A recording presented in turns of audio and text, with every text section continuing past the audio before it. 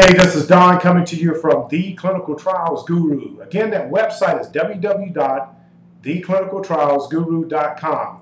My buddy Dan contacted me and asked me if I could respond to a question that came to him from a doctor. I'm not sure where that doctor is located, but this doctor is interested in becoming an investigator in the clinical study arena.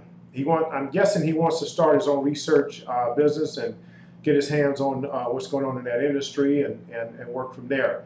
There are several things you can do. Number one, just from my opinion, you can find out who's in your area already that's conducting studies in the field that you're interested in, and see if you can hire on with them as a sub-investigator and get some experience. And then get yourself promoted from a sub-investigator to a primary investigator, and that way you can start getting recognition by the pharmaceutical companies and the certified research organizations out there that award the studies.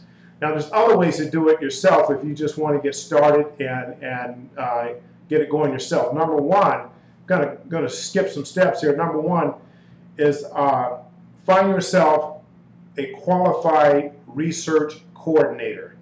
And when I mean qualified, not someone that just been certified as a research coordinator, but someone who has some experience, at least 3 or more years of experience if you can, because then they're going to have knowledge of how to put together the source documents, how to handle the regulatory information, maintain quality assurance behind this.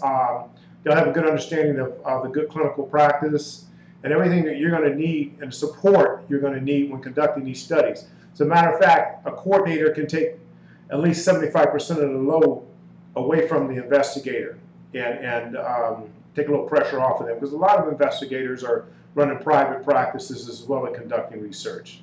The other thing you want to look at is, do you have the space to do it? Are you in a medical office? If you're not in a medical office, then you want to look at getting some basic medical equipment in there, because there's some things you're going to need for doing physicals and things like that. You're going to need blood pressure cuffs, scales with the adjustable height thing on it,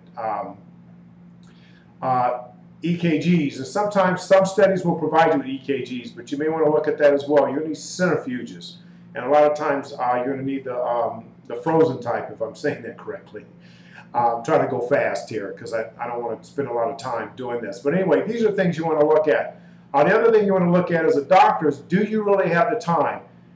Research on how much time it's going to take to do these studies, and what type of studies do you want to get involved in. The inpatient studies, which are a lot more labor intensive, or you want to do outpatient studies, or you're looking to do, put in 16 hours a week, or you're looking to do it every day of the week, and maybe half the day do your private practice, the other half the day do the studies. These are the things you want to look at if you want to get involved. A good site to find out what studies are going on in your area is www.centerwatch.com. Another place you want to look at on finding out how to become an investigator is, just type in how to become an investigator, and it'll bring you up a list of sites, and you want to go under E, and that's small e, and then capital HOW.com. That's ehow.com. So I hope that helps. I hope that information helps you sort of jump starts, and good luck.